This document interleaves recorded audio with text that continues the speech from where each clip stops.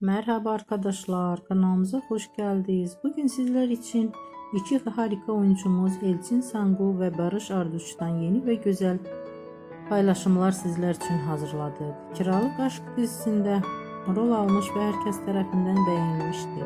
Biz de sizler için onların güzel ve romantik karelerini hazırladık. Bu videoların devamlı gelmesini istiyorsanız kanalımıza abone olup yorum yazmayı unutmayın. Hələlik bizdən